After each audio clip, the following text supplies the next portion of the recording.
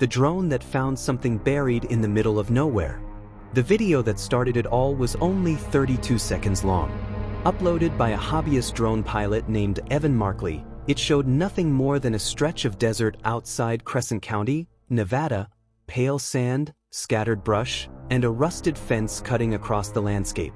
It looked like the kind of drone clip people scroll past without thinking. Except, near the end, the drone camera dipped, correcting for the wind, and caught something half buried in the sand. A circle, perfectly shaped, too smooth to be natural, and too large to be anything ordinary. When Evan posted the footage online, he added a simple caption. "Anyone know what this is? Saw it on a flight this morning." He expected comments about old barns or irrigation equipment. Instead, the first reply came from an account with no profile picture, no posts, no followers. "Delete this immediately. Do not go back there." Evan thought it was a joke, until the next reply appeared. This one came from a retired Crescent County Sheriff's deputy. "Where did you film this? Message me ASAP. That location looks familiar." 2 hours later, the video was removed from the platform. Not by Evan, but by a copyright notice he didn't file. By sunset, 2 unmarked SUVs were parked outside his trailer. Detective Riley Shaw, lead investigator of the county's cold case unit, stepped out and flashed her badge. Evan opened the door only a few inches, confused and nervous. "You posted drone footage earlier today," she said. "We need to talk about it." Inside, Evan replayed the raw video from his SD card on his laptop. Shaw leaned in, her eyes narrowing at the circular shape visible in the desert dust. "I've seen this before," she muttered. 10 years ago." She pulled out her phone and showed Evan an old missing person poster. A teenage backpacker named Madison Pike. Last seen hiking through Crescent Dunes. Her case had made headlines for weeks, then went cold. The final search team had reported finding a strange depression in the sand, a circle, partially obscured by wind, but when investigators returned with ground-penetrating equipment, the landmark was gone, swallowed by shifting dunes. Shaw zoomed in on the drone image. "This is the same area." Evan swallowed hard. "So, you think she's out there?" "I think," Shaw said, "that we missed something we shouldn't have." By nightfall, the two drove into the desert with a forensic tech named Jordan Kessler. Wind howled across the dunes, kicking up clouds of dust that sparkled under the headlights.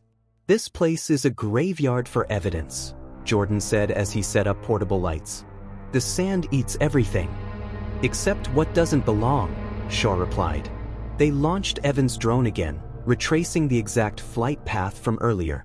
At first, the camera showed nothing but endless dunes. Then the drone tilted, catching the same circular outline, faint but unmistakable. They marked the coordinates and began to dig. The sand was soft near the top, but 6 inches down, the shovel struck something solid. A flat surface, metallic, cold. "Everyone step back," Shaw ordered. Jordan brushed away the loose sand. What emerged was a man-made hatch, about 3 feet across, sealed with a rusted lock corroded by years of desert storms. Evan stared, wide-eyed. "What the hell is this?" "Something that shouldn't be here," Shaw said quietly. They worked for nearly an hour clearing the hatch free. Jordan finally snapped the lock with bolt cutters. The hatch creaked open, releasing a gust of stale, icy air that felt completely out of place in the desert heat. A thin metallic ladder descended into darkness. Shaw flicked on her flashlight. The beam disappeared into a narrow shaft, reinforced with aluminum panels. "This wasn't built by miners," she said. "And it wasn't built legally." Evan hesitated at the edge. "Do we go down?" Shaw nodded once. "We go." Jordan descended first, then Evan, then Shaw. The ladder rattled under their weight, echoing down the metal walls. At the bottom, their lights revealed a cramped chamber, maybe 10 feet wide, lined with old machinery. Dust-covered monitors. Empty storage bins. A generator long dead. "This looks abandoned," Jordan said. Shaw walked to a workbench covered in sand. With her glove, she wiped it clean. Underneath were 2 items. A cracked cassette recorder, and a plastic evidence tag with faded handwriting. "Pike, Interview number 3. Evan's breath caught. This belonged to the missing girl? Shaw didn't answer. Her attention was fixed on something else. Scrape marks along the floor, leading to a section of wall slightly misaligned with the rest. She pressed her hand against it. The wall shifted. A hidden door. She pushed it open. Inside was a second room, colder, cleaner, sealed completely. A single metal chair sat in the center. And on the floor beside it, half buried in sand that had blown in through a vent, was a small silver charm bracelet. Shaw knelt down, lifting it gently. Her face went pale. "It's hers," she whispered. "This is Madison's bracelet." Before anyone could respond, a sudden thud echoed above them, something heavy striking the hatch. Jordan looked up, alarmed. "Did you hear that?" Another thud. Then another. Like someone, or something, slamming the hatch shut from above. Evan's voice trembled. "We're not alone out here." And then the lights flickered. Twice. Then went out completely, plunging the underground room into total darkness. The last thing they heard before everything went black was the sound of footsteps. Slow, deliberate, directly above their heads. For the first few seconds after the lights died, no one moved. The darkness inside the chamber was absolute, thick, suffocating, the kind that makes your chest tighten. Above them, the footsteps stopped. Detective Riley Shaw steadied her breathing, forcing her instincts to take over. "Everyone stay still. Phones out. Slow."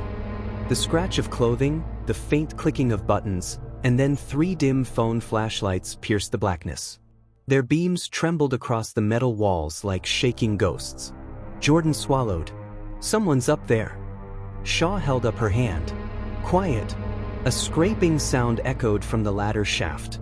Metal on metal, like something being dragged. Then, silence. Evan's voice cracked. "What if they sealed us in?" Shaw moved her light toward the ladder. "We're not assuming anything until we check." They climbed back up carefully. The air grew hotter with each rung, and when Shaw reached the top, her heart stuttered. The hatch was closed, but not locked. Someone had simply laid it shut, almost politely. Shaw pushed it open slowly and peeked above ground. The desert was still. No tire tracks. No footprints. No sign of another person. Only wind brushing across the dunes, whispering through the brush like nothing had happened. "Whatever was here," Shaw said as she climbed out, "they don't want us leaving. Or maybe..." She scanned the horizon. "Maybe they want us coming back." They dusted themselves off, gathered their gear, and hiked back to Evan's truck. The sun had dipped below the horizon. Night was falling fast. Inside the truck, Shaw placed Madison Pike's bracelet in an evidence bag. The tiny silver charms clinked softly. Evan leaned in. "Detective, if this was connected to Madison, then who built that bunker?"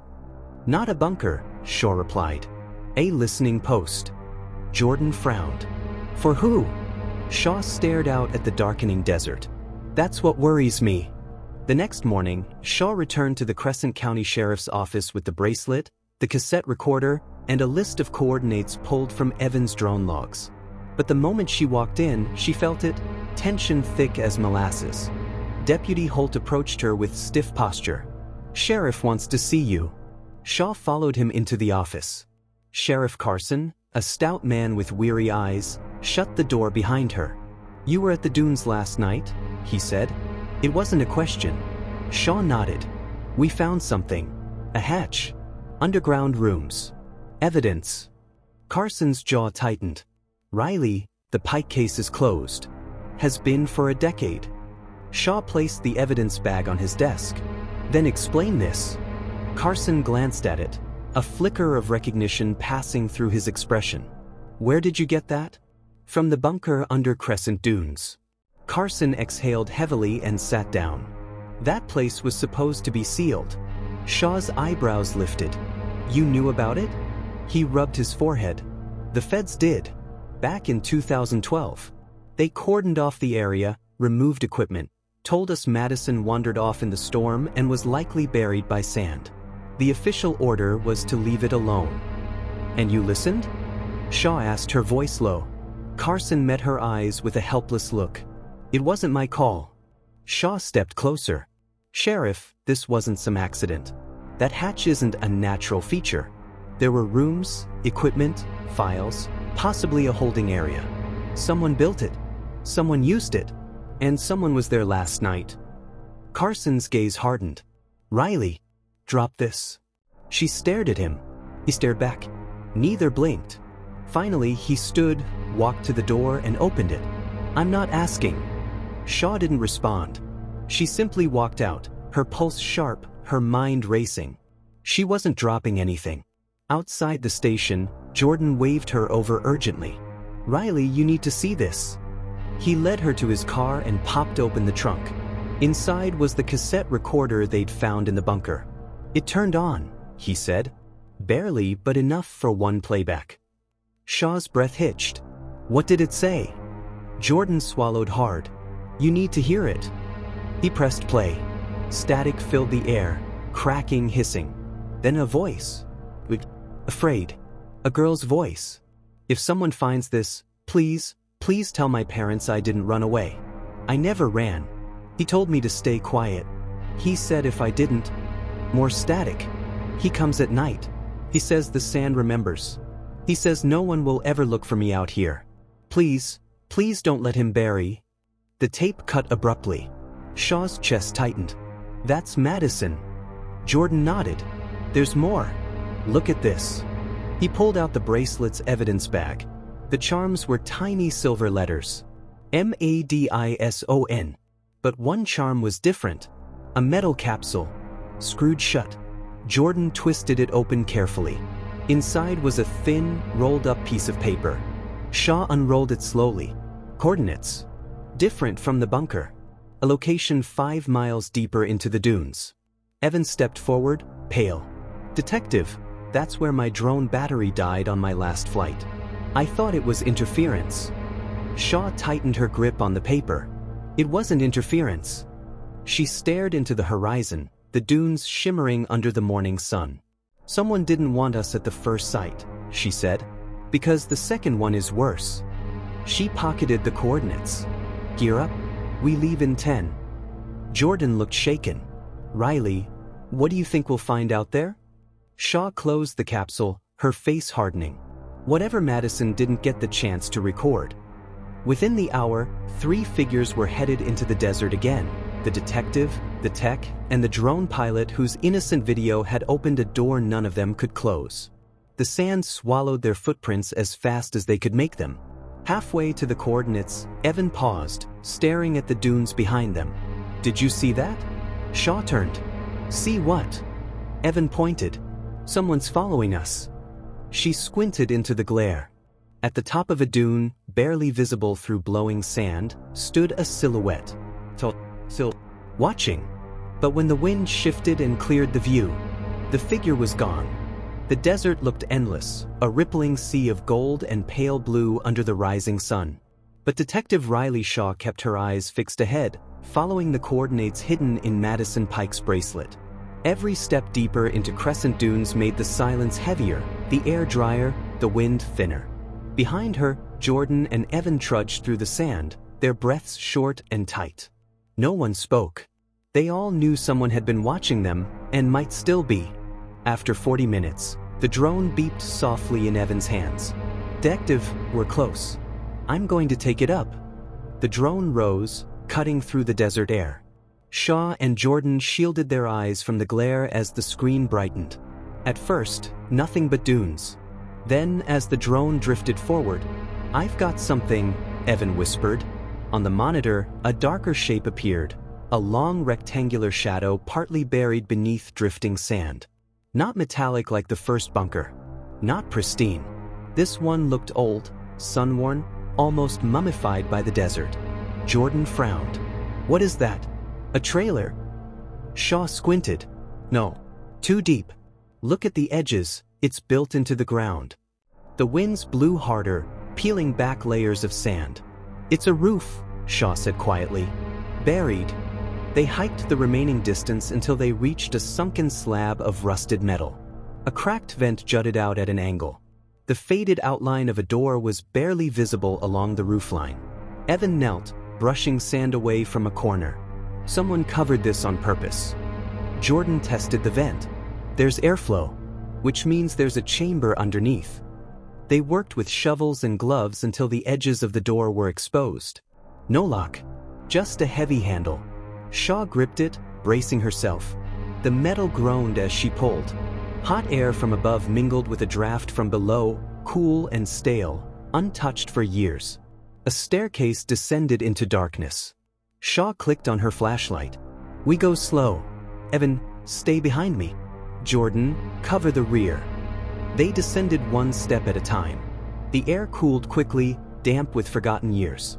The floor leveled off into a wide corridor carved from old concrete and metal panels. Blue paint peeled from the walls in long strips.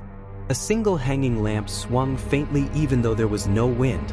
What is this place? Evan whispered. Shaw shined her light down the hall. A facility. Abandoned.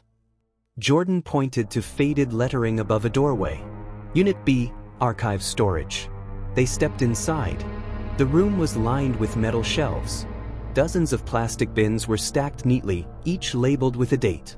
2009, 2010, 2011, 2012. Jordan grabbed a bin at random and opened it. Filled with handwritten notes. Photos. Satellite prints. Shaw scanned one page. Coordinates. Crescent Dunes. All marked with red pen. This is surveillance data, she said. Someone was monitoring the desert for years. Evan swallowed. Monitoring for what? Shaw didn't answer, because something else had caught her eye. A steel door at the far end of the archive room. Unit C, interview holding. She approached slowly, the beam of her flashlight trembling slightly. The door was ajar. Sand had drifted in from the hallway, forming a thin layer across the threshold. Shaw pushed it open. Inside was a small room no more than 10 feet wide, with white tile walls and a single light bulb dangling from the ceiling. The bulb was dark. In the center of the room sat a chair, bolted to the floor.